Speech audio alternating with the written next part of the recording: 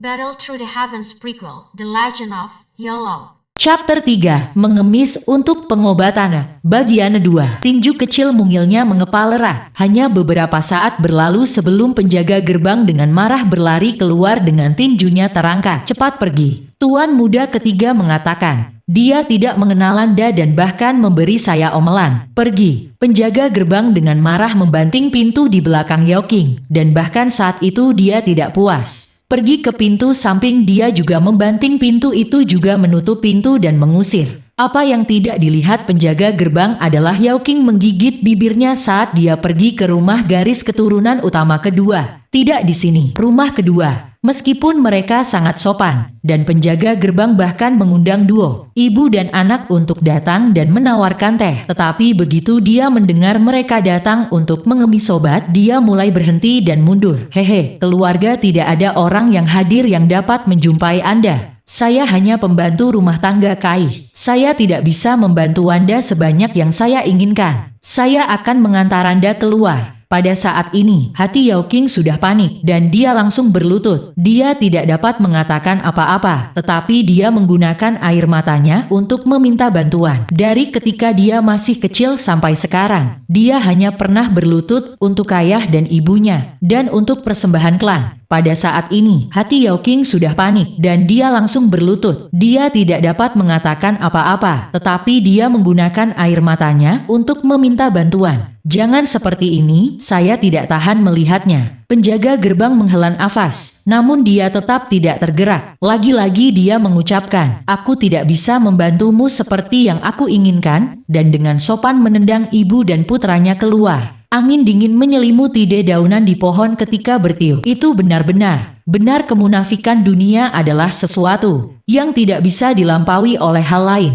Yao Qing dengan muram memaksa tawa. Ayo kembali, Chener. Yao Chen mengerutkan bibirnya. Bu, suara Yao Chen berderak, terdengar seperti batu yang saling menabrak. Obat-obatnya. Pertama, mari kita kembali dan memikirkan caranya. Mungkin kepala klan dan para tetua akan kembali sebelum matahari terbit. Yao Qing menekan kesedihannya saat dia berbicara dengan putranya baik. Yao Chen sudah sangat khawatir. Tetapi pada saat ini, tidak ada yang bisa dia lakukan. Mungkin tidak ada yang bisa dilakukan siapapun. Yao Chen menundukkan kepalanya, melihat tinjunya yang sangat kecil. Andai saja dia memiliki lebih banyak kekuatan, lalu siapa yang berani mengunci pintu mereka dan menolak untuk melihatnya? Berbalik dan menatap rumah besar garis keturunan utama. Langit sudah berubah suram dan rumah mewah itu sudah menyalakan lampu minyak. Mereka berdiri di latar belakang langit. Rumah-rumah besar itu memberikan perasaan yang mulia dan kuat. Yao Chen mengepalkan tangannya dengan erat. Di dalam dirinya tumbuh hasrat. Setelah dia dewasa, dia pasti harus menonjol di antara teman-temannya dan menjadi sangat kuat. Kuat ke titik di mana tidak akan ada orang yang akan mengabaikan dan mengabaikannya. Membiarkan ayah dan ibunya merasa bangga adanya. Kembali ke rumah, mereka melihat penatu Wayolan sedang memurnikan obat. Paman Luobing dan sekelompok saudara lelaki ayahnya yang lain juga hadir. Kamu tidak berhasil mendapatkan ramuan apapun.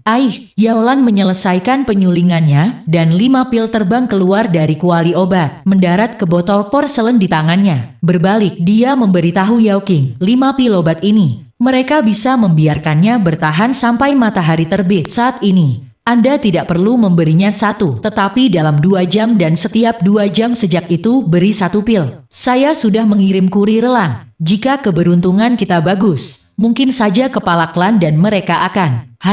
Yaolan menghela nafas. Aku pergi sekarang. Yaolan menggelengkan kepalanya. Dia sudah melakukan semua yang dia bisa, dan dia benar-benar tidak ingin tinggal di sini untuk menonton sampai akhir. Terima kasih banyak kepada penatu Yaolan karena memberi kami obat ini. Yao Qing akan selamanya mengukir momen ini ke dalam hatinya. Chener, cepat dan berlutut. Yao Qing berlutut. Setelah pengalamannya dari mengemis untuk pengobatan, menatap penatu Yaolan yang telah melakukan yang paling terbaiknya untuk membantunya, memberinya perasaan yang tidak bisa dijelaskan dengan kata-kata. Luobing dan yang lainnya juga membuat suara keras saat mereka berlutut dengan megah. Mereka semua benar-benar merasa tertekan. Mereka merasa seolah-olah diri mereka sendiri yang terluka. Tetapi mereka benar-benar tidak memiliki metode untuk membantu. Perasaan cemberut di hati mereka, bagaimana bisa? digambarkan dengan kata-kata saja. Lagi pula, pria sejati tidak bisa berlutut hanya untuk apa saja. Sudah cukup. Apa yang kalian lakukan? Bangun, apa? Kata-kata yang saya tidak kalian dengar. Kalian naik. Yao Huo juga salah satu muridku. Bagaimana mungkin aku tidak membantunya? Lagi pula bukan berarti aku bisa terinfeksi. Penatu Ayolan mendukung Yao King untuk membantunya berdiri. Bahkan sampai kata-kata terakhirnya, dia menggelengkan kepalanya ketika dia pergitan pada Yao Luobing dan yang lainnya bangkit. Melihat Yao King dan Yao Chen, mereka semua diam. Tepat sebelumnya, mereka juga pergi mengemis untuk obat menggunakan jaringan kerabat teman mereka yang besar sebagai pengawal besi. Mereka berhasil mendapatkan beberapa obat-obatan. Namun, obat-obatan ini semua memiliki batasnya dan ketika digunakan pada telapak yin ganda pemusnah kehidupan yang beracun, mereka semua memiliki efek yang sangat kecil. Hanya melalui penyulingannya ulan mereka mendapatkan 5 pil yang bisa memperpanjang hidupnya. Semuanya, tolong pulang. Semua niatmu, Yao King pasti akan mengingat mereka sampai aku mati. Yao King menghela nafas, meremas senyum terburuk dalam hidupnya saat dia tertawa kecil. Ipar, Luobing menggelengkan kepalanya dengan sedih. Ayo pergi. Semua orang tahu bahwa dengan kondisi Yao Huo tidak ada lagi yang bisa dilakukan. Meskipun hati mereka memiliki kemauan, mereka tidak memiliki sarana untuk melakukan apapun. Lebih baik meninggalkannya untuk menghabiskan sisa waktunya bersama keluarganya. Setelah mengirim semua orang pergi, ekspresi pucat Yao King akhirnya menunjukkan tanda-tanda pecah. Dia sudah melewati batasnya. Dia berbaring di tempat tidur, menggunakan tangan rampingnya untuk memegang erat lengan Yao Huo. Matanya berkedip-kedip, dipisahkan oleh hidup dan mati adalah rasa sakit terbesar yang dia rasakan sepanjang hidupnya. Jika mereka tidak memiliki Chener, maka dia mungkin benar-benar mengikuti Abang Huo tercintanya. Bu, jangan mati. Tiba-tiba, suara muda penuh panik Yao Chen menyentak Yao King. Mendengar ini, air mata tertahan Yao King akhirnya meledak. Ibu tidak akan mati, ibu baik-baik saja, hanya saja, aku lelah. Yao King berusaha untuk bangun tubuh dan hatinya sudah benar-benar kelelahan. Tetapi melihat Yao Chen yang sangat kecil, dia tidak punya pilihan selain menjadi kuat. Bu, Yao Chen berlari dan tangan kecilnya mencengkeram pakaian ibunya. Kamar menjadi sunyi senyap setelah itu. Di luar ruangan terdengar ledakan-ledakan singkat burung. Telinga Yao Chen juga bisa mendengar napas tenang ayahnya. Hanya karena suara yang sangat sunyi ini, dia tidak benar-benar hancur berantakan. Untuk pertama kalinya, Yao Chen benar-benar mengerti apa artinya bagi seseorang untuk menjadi pilar keluarga.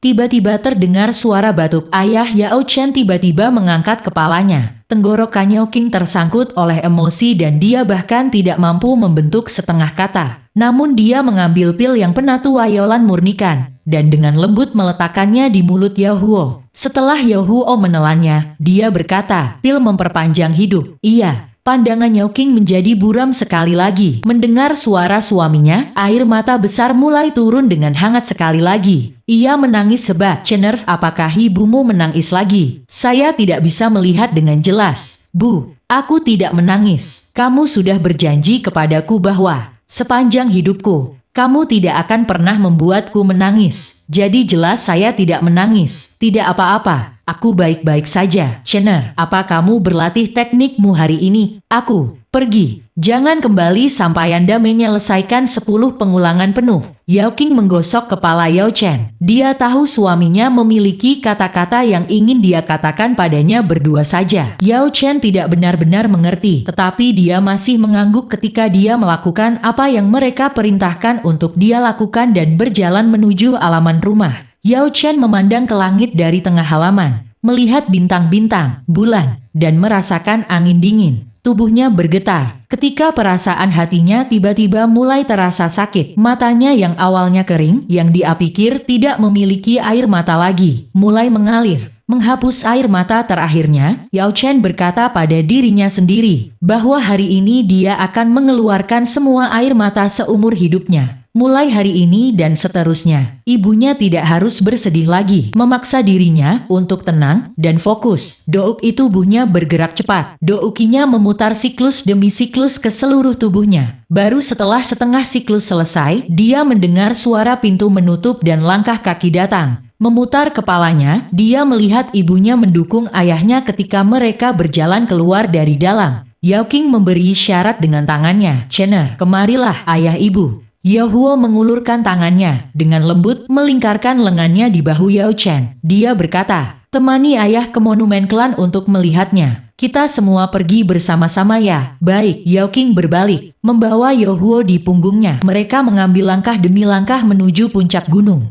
Yao Chen mengikuti di belakang mereka, mendengar ayahnya tertawa, "Ketika kami menikah, akulah yang membawamu melewati pintu. Sekarang sebenarnya Anda menggendong saya saat Anda mengirim saya pergi. Kamu tidak diizinkan berbicara." "Jangan berbicara," Yao Qing gemetar. Bahkan pada saat seperti ini dia masih dalam suasana hati bercanda. Yao Chen mengikuti di belakang mereka dengan kepala tertunduk. Setiap hari dia akan mengambil jalan ini ke sekolah klan. Dia tidak pernah berpikir bahwa akan tiba saatnya ketika setiap langkah di jalan akan terasa sangat berat. Tiba-tiba langkah kaki berhenti. Yao Chen mengangkat kepalanya dan menyadari bahwa mereka telah mencapai monumen klan. Saat ini sudah larut malam. Lapangan umum sudah benar-benar kosong. Tentu saja, siapapun yang datang dan melihat mereka akan segera mengerti apa yang sedang terjadi dan tidak akan menunjukkan diri. Kedua mata Yao Huo tiba-tiba mulai bersinar dengan cahaya berapi-api, dan seluruh tubuhnya menjadi jernih dan terjaga. Namun demikian, wajah Yao Qing cepat berubah. Dia tahu bahwa ini adalah cahaya terakhir sebelum matahari terbenam. Yao Huo mengambil pil dan menelannya dalam satu tegukan. Dia muncul seperti seorang kaisar ketika dia mengambil napas terakhirnya. Dia dengan lembut turun dari Yao Qing. Dengan tubuhnya yang terluka parah, yang tahu di mana dia berhasil mendapatkan kekuatan semacam itu, dia berjalan selangkah demi selangkah menuju monumen klan. Menjangkau tangannya, menyentuh permukaan yang dingin. Dia dengan lembut membacanya. "Chener." Yao Huo tiba-tiba berbalik, matanya berkedip. Dia dengan paksa menekan luka di matanya, membiarkannya melihat sedikit lebih jelas. "Ayah, apakah kamu tahu apa ini?" "Aku tahu." "Apa itu?" Yao Huo bersikeras bertanya kepada Yao Chen. "Apa namanya?" "Itu adalah monumen klan." Lebih keras. "Ini monumen klan." "Bagus. Sangat bagus, Chener. Memiliki kehangatan kamu dan ibumu sebenarnya sudah membuatku puas dengan hidupku. Satu-satunya